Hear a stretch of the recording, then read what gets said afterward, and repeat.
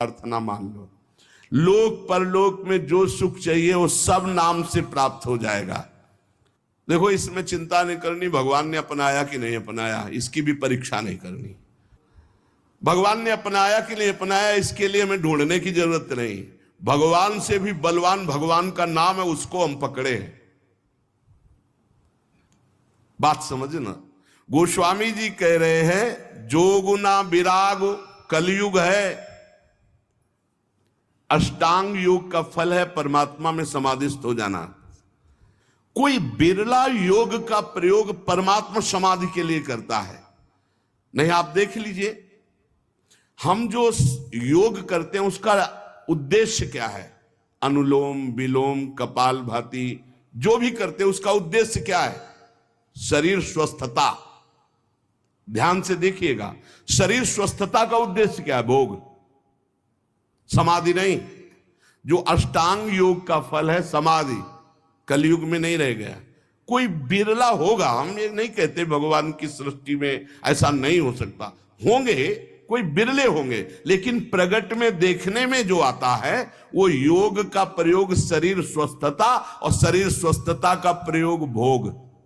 आप देख लीजिए, गोस्वामी जी कहते हैं कि अब मैं देख रहा हूं कलयुग ने अष्टांग योग में भी अपना प्रवेश कर लिया, जिससे योग का फल जो चित्त वृत्ति का निरोध करके परमात्मा में समाधिस्थ होना है गया। कोई बिरला होगा। फिर कह रहे हैं न विरागु, वैराग्य, क्या वैराग्य रह गया है? जो वैरागी महापुरुष पीछे हुए हैं, अब वैराग्य क्या रह गया? क्या वैराग्य रह गया है? केवल नाम मात्र का वैराग्य रह गया। वैराग्य किस बात का है? रुपया है, पैसा है, कपड़ा है, भोजन है, मकान है, व्यवस्था है, नाम मात्र का वैराग्य रह गया। वैराग्य किस बात का? जिसके जीवन में भगवान के सिवा कुछ नहीं है, राग त्रिभुवन में कहीं वस्तु व्यक्ति स्थान में नहीं, उसे वैराग्यवान कहते हैं। जो लोक परलोक के समस्त भोगों के सानिध्य में भी भोगने की इच्छा नहीं, उसे वैरागी कहते हैं। गोस्वामी जी कह रहे हैं मुझे वैराग्य में भी दम नहीं दिखाई दे रहा कि भगवत प्राप्ति करा सके, क्योंकि वैराग्य में पाखंड का प्रवेश हो गया। कलयुग ने पाखंड का प्रवेश करवा दिया। कोई बिरला वैरागी, सच्चा वैरागी, भगवान की सृष्टि में कमी नहीं होती, कोई बिरला सच्चा वैरागी होगा जिसका वैराग्य भगवान के लिए है। नहीं तो वैराग्य भी दिखावे पे आ गया है, पाखंड में आ गया है। न जप, माला में हाथ है और बातें कर रहे हैं, माला रुक नहीं रहा, वो चल रहा है, और बातें जबान से हो रही और साथ चल रहे हैं।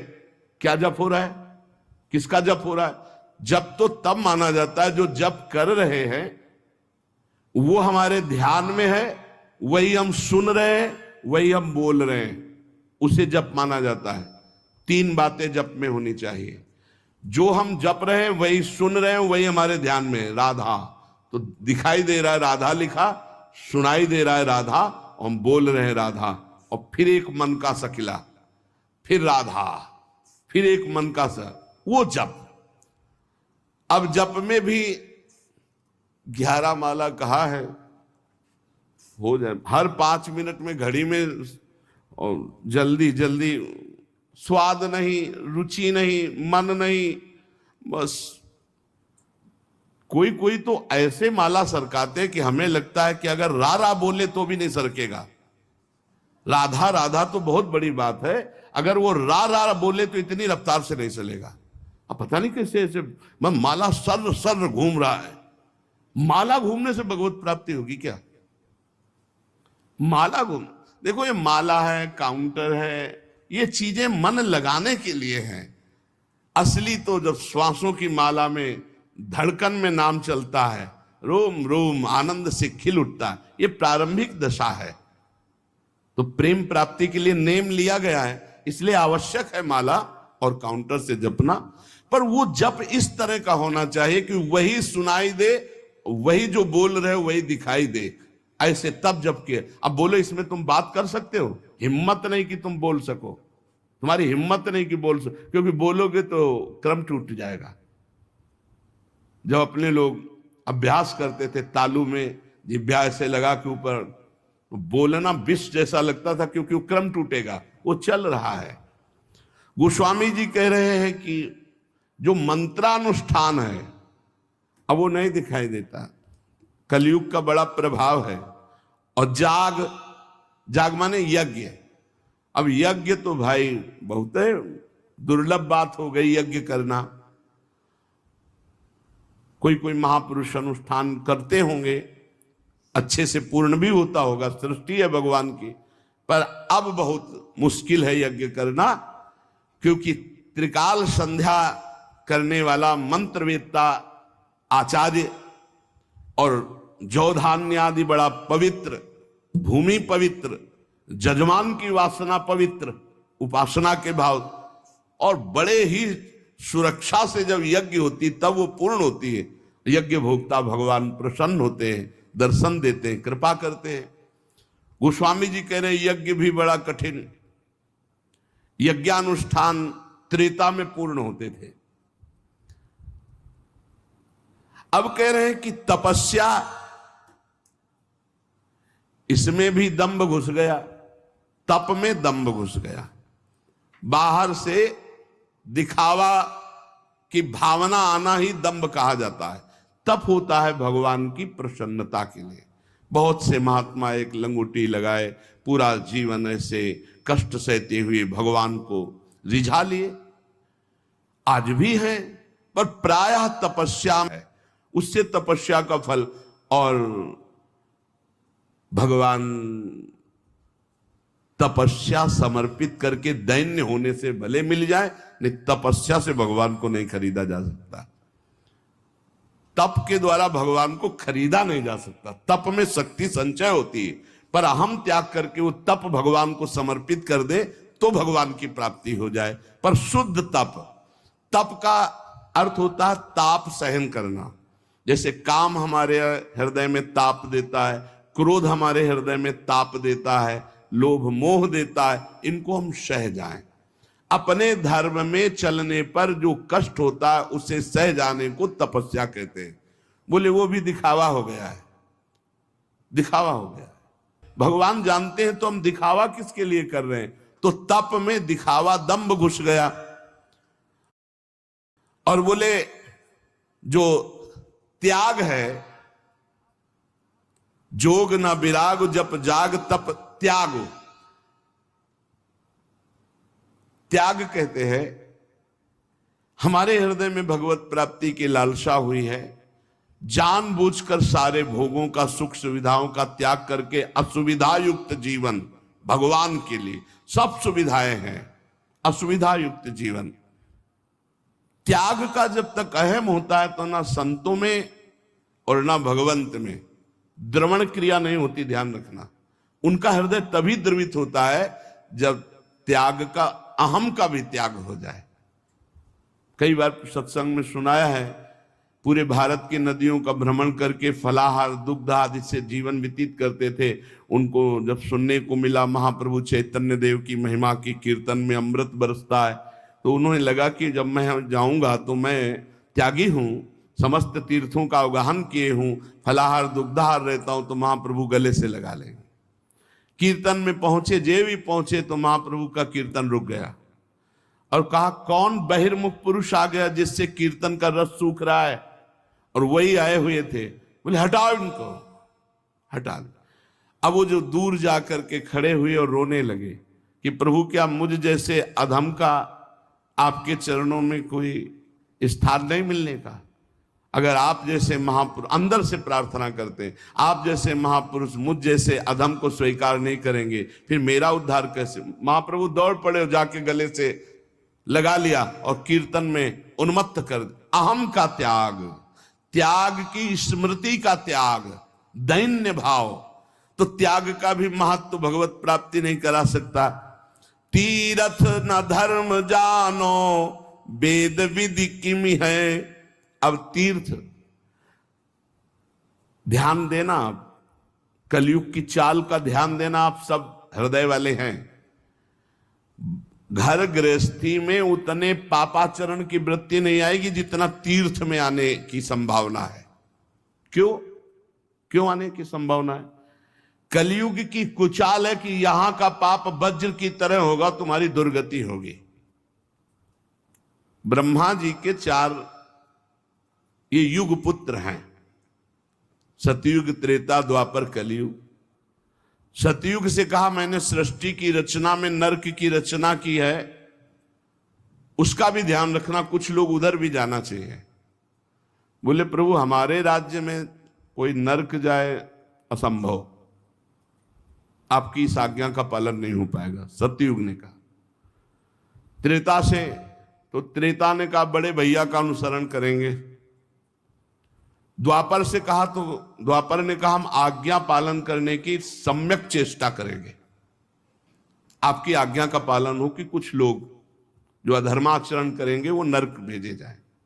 सतयुग में अधर्माचरण, त्रेता में। कलयुग से कहा तो उनका बड़े भैया ने जैसे साफ जवाब दे दिया आपको कि हमारे राज्य में भूल चूक से कोई चला जाए नहीं, नरक नहीं जाएगा। तो वही हम उत्तर देते हैं कि हमारे राज्य में भूल चूक से कोई स्वर्ग या परम पद चला जाने, सबको नरक भेजेंगे सीधे। कलयुग सीधे आओ फुल नरक, चिंता मत करो महाराज, आज्ञा का पालन हम करेंगे। हर जगह तीर्थयाटन में व्यसन, व्यभिचार, छल, कपट, चोरी ये निषेध है, पर लोग तीर्थयाटन में जाकर के ऐसे अपराध ज्यादा कर देते हैं। नशा करना, व्यभिचार करना, चोरी करना, क्रोध करके लड़ाई कर लेना, किसी तीर्थवासी को पीट देना, अपमान कर देना, ऐसे बहुत तरह से। वेद विधि किम है? अब वेद विधान तो वो समझे जो शास्त्र स्वाध्याय करे, जो खूब महापुरुषों का संग करे, वो जान पाता है क्या करना चाहिए क्या नहीं करना चाहिए।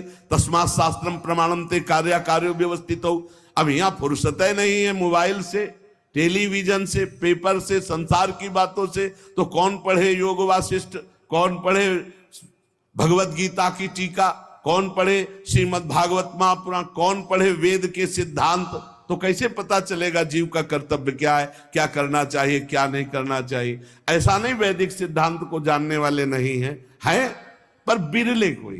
तो भगवत प्राप्ति इसमें भी बड़ी कठिन। गोस्वामी जी कहे तुलसी सो पोचना भयो है, नहीं हुए है कहूं। अब मैं तुमसे अपनी बात कह रहा हूं कि मेरे जैसा पामर कोई न हुआ है न है। पहले तो बताया इन सब से अब भगवत प्राप्ति नहीं होने वाली, ध्यान दे लो। बहुत बढ़िया सिद्धांत, ये सब शास्त्रों का सिद्धांत, हृदय सम्मत सिद्धांत को स्वामी जी कह रहे। जोग ना विराग जप जाग तप त्याग व्रत तीरथ ना धर्म जानो, वेद विधि किम है। अब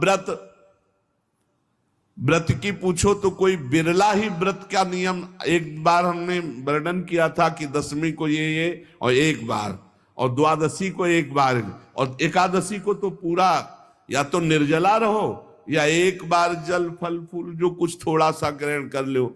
अब तो जानते हो कैसे व्रत होते हैं, कूटू का और सिंघाड़े का, जैसे कूटू के पकौड़ा बन रहे हैं, सिंघाड़े के हलवा बन रहे हैं, समा के खीर बन रही, और क्या क्या पकवान बन रहे हैं। बाल भोग अलग, राजभोग अलग, शयन भोग अलग। भैया ऐसे व्रत तो रोज रहे तो बढ़िया चकाचक है। नहीं, व्रत का मतलब है उपवास, तो उपवास पूरे दिन कुछ नहीं, शाम के समय जल फल कुछ ले लिया नहीं, पार पूरा उपवास करके निर्जला। एक कोई भी व्रत रहो तो ऐसे थोड़ी है कि पुआ पकौड़ी और सब इधर उधर के जोड़ बटोर करके के वही खाना पे, अरे मर जाओगे क्या एक दिन के लिए।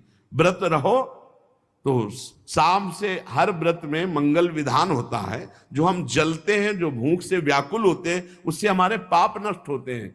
अब ऐसा व्रत नहीं रह गया, डकार आ जाए और दिन चाहे ना आवे, व्रत के दिन जरूर डकार आवे। इतना बड़ा तरबूज फल भी तो डकार आ जाए पक्का। व्रत किस बात का, दबा दबा के फल फूल और सब मिष्ठान और सब पा रहे हैं। अब बोले व्रत है तो भाई ऐसे व्रतों से भगवत प्राप्ति नहीं होती। व्रत रहा गया है, शास्त्रों में वर्णन है, आप देखो पयो व्रत का वर्णन है, चंद्रायण व्रत का, कृच्छ व्रत का, बड़े बड़े व्रत का। अब कौन सा व्रत रह गया है? अब रसेंद्री का व्रत रह गया है। एक पत्ता मुख में रख लेती हैं माता जी, अपर्णा नाम पड़ गया, तब भगवान शिवपति रूप में प्राप्त, तब भगवान की प्राप्ति। व्रत ही तो तुलसीदास जी कह रहे हम तुम्हें बता दें, हम सब तरह से पामर हैं। हे देखो महापुरुषों का हृदय, तुलसी सो पोचना भयो है, नहीं हुए है कहूं, मेरे जैसा पामर न कोई है और न कोई होगा। सोचे सब आके अग कैसे प्रभु क्षमी है, मेरे तो न डरू, मुझे कोई डर नहीं है भाई। क्यों? तुमने क्या पा लिया कि तुम्हें डर नहीं? बोले रघुबीर सुनो साची कहो, औरों से नहीं,